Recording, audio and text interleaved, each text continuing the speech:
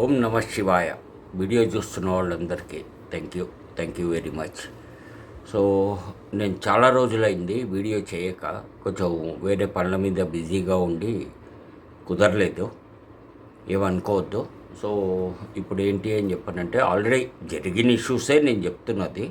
ఇక్కడ కొత్తగా నేను కల్పించి చెప్తున్నది ఇంకోటి అని చెప్పనంటూ ఏం లేదు. న్యూస్ ఛానల్స్లో వచ్చింది, పేపర్లలో వచ్చింది, మన రాజకీయ నాయకులు లేదు వేరే సొసైటీలో జరుగుతున్నటువంటి విషయాలనే నేను చెప్తోంది. కాకపోతే కొంచెం డీటెయిల్డ్గా అన్నీ కలిపి ఒక దగ్గర చెప్పటము అనేది జరుగుతుంది. ఎనీహౌ, ఇప్పుడు ఏంటి అని చెప్పనంటే, మనకి ముఖ్యంగా చెప్పాల్సింది, మోడీ గారు ఒక 15 రోజుల ముందు హైదరాబాద్లో ఒక అఫీషియల్ కమ్ అన్అఫీషియల్ అనుకోవచ్చు, పార్టీ కమ్ గవర్నమెంట్కి సంబంధించినటువంటి మీటింగ్ ఒకటి అరేంజ్ చేశారు. ఆ మీటింగ్లో ఆయన చెప్పటం ఏంటి అని చెప్పనంటే, వీలైనంత మటుకు ఖర్చులు తగ్గించుకోండి మీ యొక్క దీనికి అనేసి. ముందు మనకి కొంచెం ఇబ్బంది కలిగే అవకాశం ఉంది, డబ్బులు కొంచెం సేవింగ్ చేసుకోండి, అనవసరమైన ఖర్చులు పెట్టుకోకండి అన్నారు. సంతోషం. సో అది అందరూ పాటించాల్సిందే. అది ఎప్పటి నుంచో పాటించాల్సిందే. బట్ ఇప్పుడు ఏంటి అని చెప్పనంటే, ఇంకా కొంచెం మనకి ఏమంటారు, అన్ని రకాల వస్తువుల రేట్లు ఇవన్నీ కూడా పెరిగిపోయే అవకాశం అనేది ఎక్కువగా ఉంది కాబట్టి అని చెప్పననేసి మన మోడీ గారు చెప్పటం అనేది జరిగింది. సో ఓకే, సంతోషం. అది ప్రజలు ఎవరు ఎంత మటుకు పాటిస్తారు ఏంటి అనేది అది వాళ్ళకు వదిలేద్దాము. అయితే ఇక్కడ ఏంటి అని చెప్పనంటే, మనకి petrol and diesel, gas rate already పెరిగింది. సో ఎలక్షన్స్ అయిపోగానే 5 రాష్ట్రాల ఎలక్షన్స్ అయిపోగానే పెట్రోల్ రేట్లు పెంచేశారు ఇంకోటి అని చెప్పననే వర్షంలో చాలామంది మాట్లాడుకుంటూ ఉంటారు ప్రజలు. అది సెంట్రల్లో బీజేపీ ఉన్నా లేదు ఇంకేదన్నా వేరే పార్టీ ఉన్నా ఏది ఉన్నా కానీ చేసే పని అదే. ఎందుకోసమో అని చెప్పనంటే, అక్కడ యుద్ధం జరుగుతోంది. ఇరాక్, ఇజ్రాయిల్, అమెరికా యుద్ధం జరుగుతోంది కాబట్టి అని చెప్పననేసి డెఫినెట్గా పెట్రోల్ రేట్లు అని చెప్పననేసి పెరుగుతాయి. అవి పెరిగినాయి కూడా. దాని మూలంగా అని చెప్పననేసి ఇండియాలో కూడా పెంచటము అనేది జరిగింది. 8 నుంచి 10 రోజుల్లో 4 సార్లు పెంచారు. అది దగ్గర దగ్గర ₹8 నుంచి ₹9 రేటు అనేది పెరిగింది, ఇంకా పెరుగుతుంది కూడా. సో దానికి కూడా అందరూ రెడీ కావాలి. కాకపోతే ఏంటి అని చెప్పనంటే, ఇక్కడ మనం అనుకుంటున్నాము గ్యాస్ రేటు, పెట్రోలు, డీజిలే పెరిగింది అనేసి అనుకుంటాం. కానీ దీని మూలంగా ఏంటి అని చెప్పనంటే, మనకి మిగిలిన ఎఫ్ఎంసీజీ రోజు వాడే అటువంటి నిత్యావసరాలు, పేస్ట్ దగ్గర నుంచి, సబ్బుల దగ్గర నుంచి, పప్పులు, ఉప్పులు, నూనె, బియ్యము ఎక్సెట్రా ట్రాన్స్పోర్ట్ ఎక్కడి నుంచి అయినా కానీ మనం చేసే ఉన్నాయో, రైతులు పండించినటువంటి పంట ప్రాసెసింగ్ అవ్వాలి, అక్కడి నుంచి హోల్సేల్ మార్కెట్ రావాలి, హోల్సేల్ మార్కెట్ నుంచి రీటైల్ మార్కెట్ రావాలి, వీటన్నిటికీ అయ్యే ట్రాన్స్పోర్ట్ ఖర్చులు ఎక్సెట్రా అనేవి ఉంటాయి. అట్లాగే కొన్ని ప్రోడక్ట్లు ఫ్యాక్టరీకి వెళ్ళాలి, అక్కడ తయారు కావాలి, అక్కడి నుంచి మళ్ళీ సేమ్ ఏది హోల్సేల్ మార్కెట్, డిస్ట్రిబ్యూటరు లేదు రిటైల్ మార్కెట్కి ఉన్న ఇంటి దగ్గర ఉన్న కిరాణా షాపులకి రావటానికి అనేసి అయ్యేటువంటి ట్రాన్స్పోర్ట్ ఖర్చు ఇవన్నీ లెక్కేసుకున్నామంటే ఖచ్చితంగా అన్నీ పెరుగుతాయి, కూరగాయల దగ్గర నుంచి కూడా. సో ప్రజలందరూ ప్రిపేర్ కావాలి. కాస్త అందరూ కూడా ఈ యొక్క దీని మీద అని చెప్పననేసి ఖర్చులు తగ్గించుకోవటము అనేది మేలు. అది ఎంత మటుకు తగ్గించుకుంటారో, ఎవరి దగ్గర అప్పు చేయకుండా అని చెప్పననేది చూడాలి. ఎందుకంటే ఈ టైంలో ఎవడు అప్పు ఇచ్చేవాడు కూడా లేడు. మన డబ్బులు మనకి ఇచ్చినవి రావటము, లేకపోతే ఎక్కడైనా ప్రైవేట్ కంపెనీలలో ఉద్యోగాలు చేస్తే జీతాలు రావటము అని చెప్పననేది కష్టంగా ఉంది. అటువంటిది ఎవడో అప్పిస్తాడు, ఆ అప్పు మనం తీరుస్తాము అని చెప్పననే వర్షంలో ఆలోచించాము అని చెప్పనంటే అప్పిచ్చేవాడు కూడా ఎవడు లేడు, ఇయ్యడు కూడా. అయితే ప్రధాని మోదీ గారు ఏంటి అని చెప్పనంటే, ఇక్కడ హైదరాబాద్ మీటింగ్ కాగానే ఇక్కడి నుంచి బయలుదేరి ఆయన గుజరాత్ వెళ్ళి, గుజరాత్ నుంచి మళ్ళీ ఢిల్లీ వెళ్ళిపోగానే ఆయన ఏంటి అంటే కాన్వాయ్ అని చెప్పనంటే ఆయనతో పాటు వచ్చేటువంటి కార్లు, సెక్యూరిటీ, లేదు ఎక్సెట్రా ఎక్సెట్రా ఇంకోటి ఏవైతే ఉంటాయో 20 కార్లు ఆయన వెనకాల, ఆయన కూర్చుండేది ఒక కారులో, మిగిలిన కార్లు అన్నీ కూడా సెక్యూరిటీ వాళ్ళు. ఒక కార్ చెడిపోయిందంటే ఇంకొక కారులో ఆయన బయలుదేరి వెళ్ళటానికి అనేసి ఉండేటువంటి కాన్వాయ్ 20 కార్ల దాకా ఉన్నవి, అవి 3-4 కార్లకి అనేసి తగ్గించారు. ఓకే, సంతోషం. అదే రకంగా పిఎం కావచ్చు, సీఎం కావచ్చు, మినిస్టర్స్ కావచ్చు, ఎమ్మెల్యేస్ కావచ్చు, ఎమ్మెల్సీస్ కావచ్చు, లేదు ఇంకా వేరే ఎక్కడెక్కడైతే మనకి గవర్నమెంట్ అఫీషియల్స్ వాడేటువంటి కార్లు ఎక్సెట్రా ఎక్సెట్రా ఉన్నాయో అవన్నీ కూడా తగ్గిండి అని అనేసి అందరికీ చెప్పటం జరిగింది. బట్ ఎవరు ఎంత తగ్గించారు ఏంటి అనేది అది మనకు తెలీదు.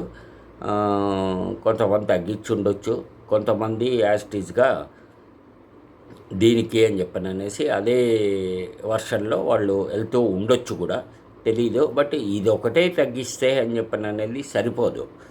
ఎందుకోసమో అని చెప్పనంటే మొత్తం దేశం మొత్తంలో ఉన్న ప్రతి స్టేట్లో ఉన్నటువంటి ఎమ్మెల్యేస్, మినిస్టర్స్, ఎమ్మెల్సీస్, గవర్నమెంట్లో ఉన్నటువంటి ప్రతి ఒక్క రాజకీయ పార్టీ, ప్రతి ఒక్క రాజకీయ నాయకుడు, అట్లాగే గవర్నమెంట్ ఎంప్లాయీస్, ఐఏఎస్, ఐపీఎస్ దగ్గర నుంచి కింద ₹1,00,000 జీతం తీసుకునేటువంటి కిందున్నటువంటి అకౌంట్స్ డిపార్ట్మెంటు, లేదు ఇంకోటి ఏవైతే ఉన్నాయో వాళ్ళందరివి కూడా జీతాలు తగ్గిస్తే బాగుంటుంది అని అనేసి నా ఒక ఆలోచన కొన్ని రోజుల మటుకు.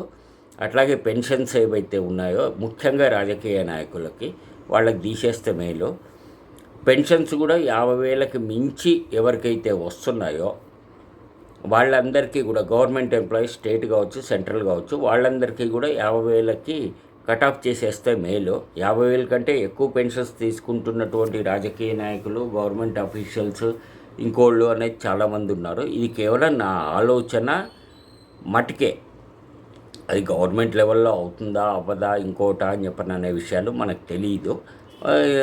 చెప్పినా కానీ ఎవరు వినరు. ఎందుకంటే రాజకీయ నాయకులంతా కూడా మేము చెప్పిందే ప్రజలు వినాలి, అదే పాటించాలి అనే వర్షన్లో వాళ్ళ ఆలోచనలు ఉంటాయి. సో కాబట్టి ఇవన్నీ కూడా చూసుకోవాల్సినటువంటి అవసరం ఉంది. కాకపోతే ఏంటి అని చెప్పనంటే ఈ పెట్రోలు, డీజిల్, గ్యాస్ ఇవన్నీ పెరిగినాయి అని చెప్పనంటే ఒక common man, middle class man, లేదు బిలో పావర్టీ లైన్, పేదరికానికంటే ఇంకా దిగువనున్న వాళ్ళు, డైలీ లేబరు, వీళ్ళు బతకటము అనేది కష్టం అవుతుంది. ఆల్రెడీ అయ్యింది. అన్ని రకాల వస్తువుల రేట్లు ఇంకోటి అనేసి పెరిగినాయి అంటే, బట్ దానికి చేయగలిగింది ఏం లేదు. ఇక్కడేమో ఇన్కమ్ పెరగదు, అక్కడేమో ఖర్చులు పెరిగిపోయినాయి.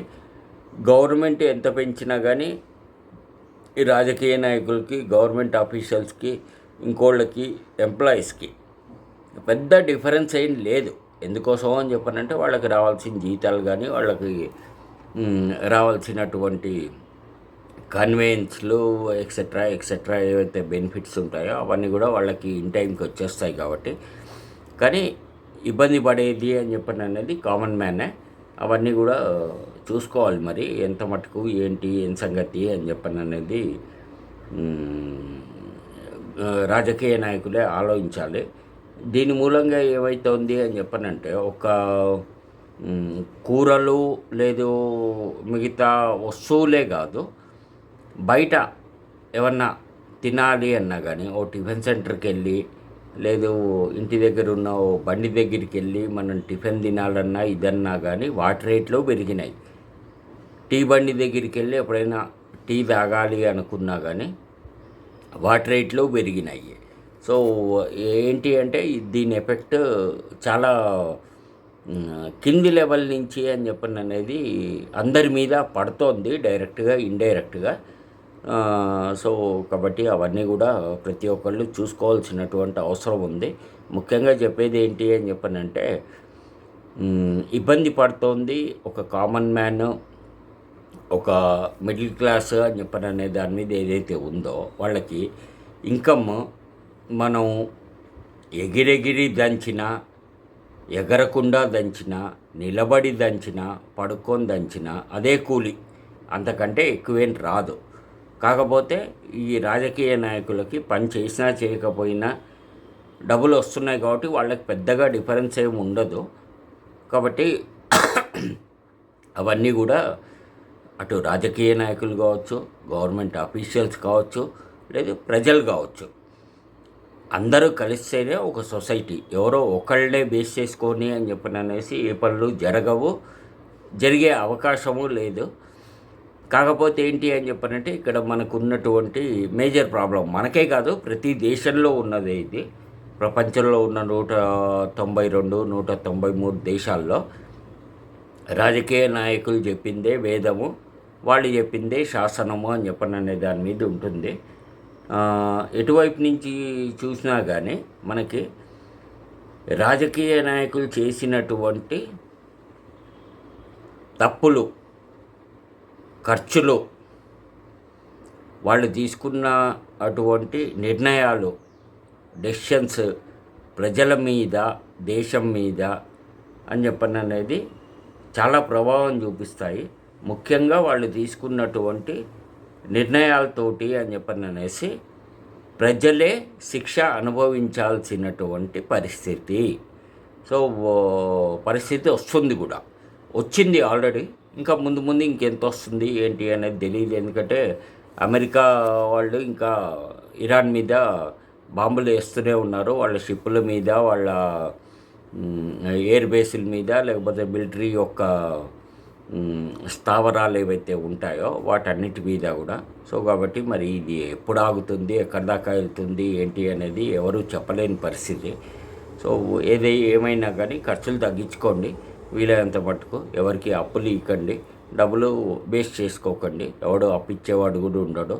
ఇది తెలుసుకొని అందరూ జాగ్రత్త పడితే బాగుంటుంది అంతే, అంతకుమించి ఇంకేం లేదు. ఓం నమో వెంకటేశాయ. మంచి వాళ్ళందరూ బాగుండాలి, మంచి వాళ్ళే బాగుండాలి. Thank you.